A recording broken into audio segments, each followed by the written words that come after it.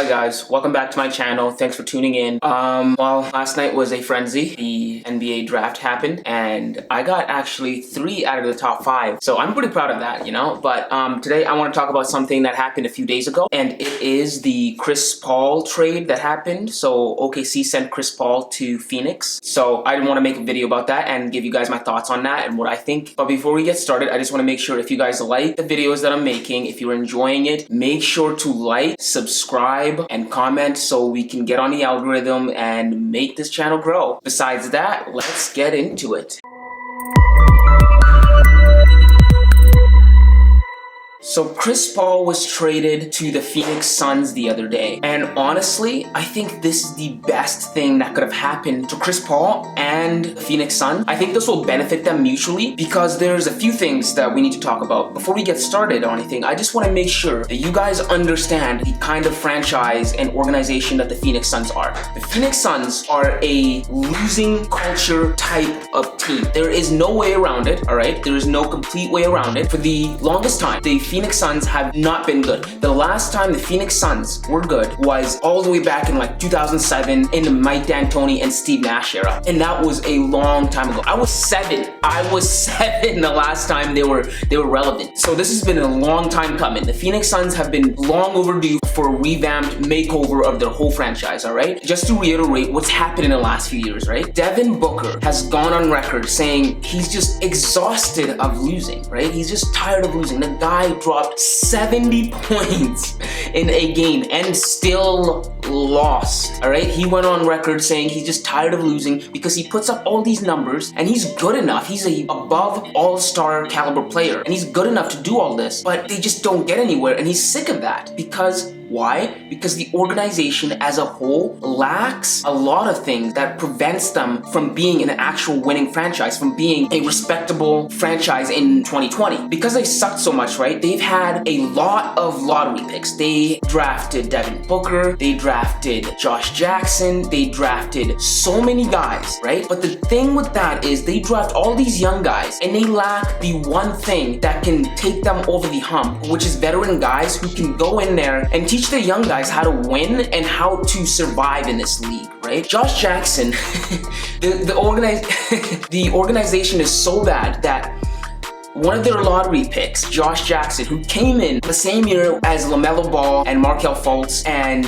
De'Aaron Fox did, after being traded away, he had the balls to just call it like he sees it, right? He went on record and he tweeted and he said, and I quote, "Your organization is unproductive. Stop blaming 20-year-olds for 15 years of sucking." And he deleted the tweet, but he said what he meant, and he meant what he said. And that just goes to show you exactly what the franchise is from someone who's been there, from someone who's seen it from on a day-to-day basis, on a daily basis, what happens in and out, from the practice court to the front office to the office of the owner. Because the owner will not spend money on free agents, on any of that stuff. So it's kept them in this rut, this stage of perpetual mediocrity, not even mediocrity, below that. Like, it's just pure utter garbage, right? Another person that came out and just said, you know what, this is not it, this is not the move, this is garbage, I don't want to be here, is Eric Bledsoe, right? So if you guys remember, before Eric Bledsoe was traded to the Milwaukee Bucks, he just flat out came out and said, look, I don't want to be here anymore, I'm done, I don't want to be here anymore, this is not fun at all, right? I'll put his tweet up on here. Came out on Twitter and he said, I just don't want to be here anymore and this is done, I want to go somewhere that I want to win, I want to go to a competent franchise, right? And that's what's been keeping Phoenix from being the franchise that was good, right? In 2007, that used to be able to make the playoffs and give the Lakers a run for their money and give the San Antonio Spurs a run for their money. They were contenders back in the day, remember? When Steve Nash, Kobe Bryant, Dirk Nowitzki, all of those guys were in their primes. Phoenix Suns were a respectable franchise, but they've since fell off a cliff. They've just fallen off. And this brings me to the Chris Paul trade, right? Chris Paul might have been the best thing that could happen to the Phoenix Suns in 2020 because Chris Paul is a veteran player, a no-nonsense player, a really smart player, and a good scorer scorer, right, that can come in there and demand the respect of the young guys and lead them to where they should be going, right? If you go back to last year, right, give Phoenix Suns some credit, right? They're young guys who were putting up some good numbers. They were winning games last year. Before Kelly Oubre Jr. went down, they were actually winning games, and I liked what I saw from them. But then he went down and they kind of fell off, and then COVID happened. But when they came back, remember, they were still in the run. They were still good, right?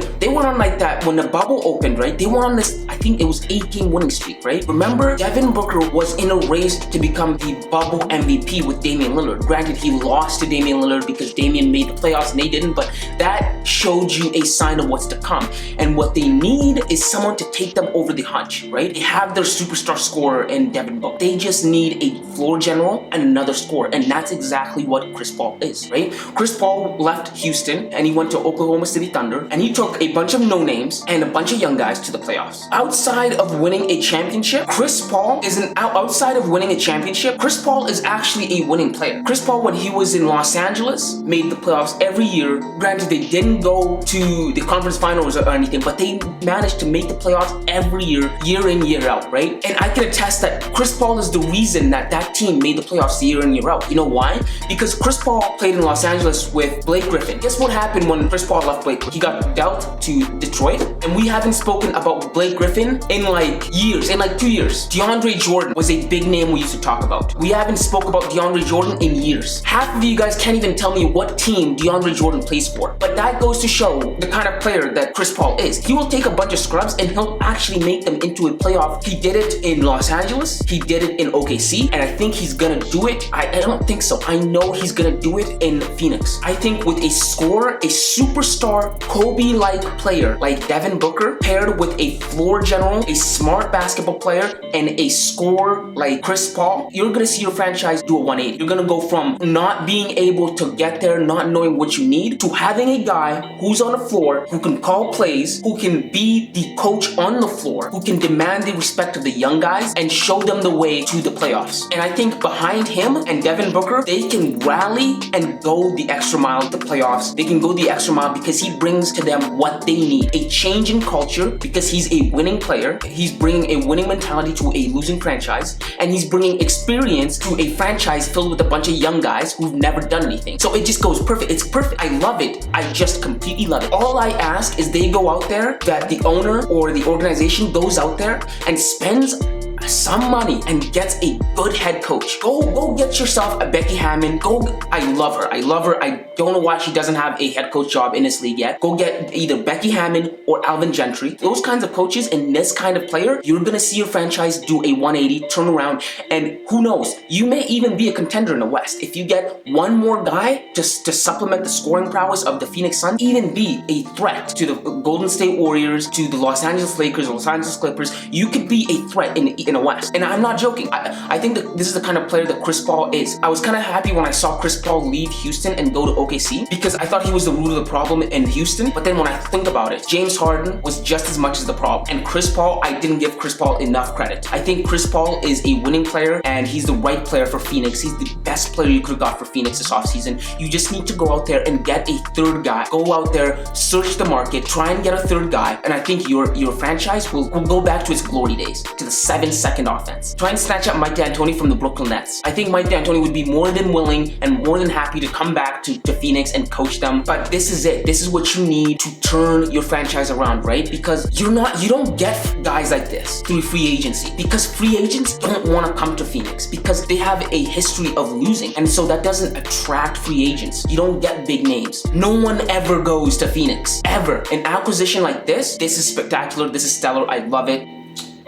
I just love it. I love the duo of Chris Paul and Devin Booker. I'm so happy for Devin Booker. I think this is what he's been needing. He's wasted too many of his years because we know, I know, you know, everyone in the league knows that Devin Booker is an all-star caliber player and deserves to be playing in May and June in the playoffs, and he hasn't gotten enough of that. And I'm glad this is going to happen for him. I'm happy to see where this organization is going to go. I'm going to keep watching them and I'm going to see where they go. And those were just my thoughts on this trade, on this acquisition. I love it. I just hope Phoenix can get one more guy and the Western Conference will be that much better. So, but aside from that, thank you guys for watching. Make sure to like, subscribe, and comment, and I'll see you in the next one.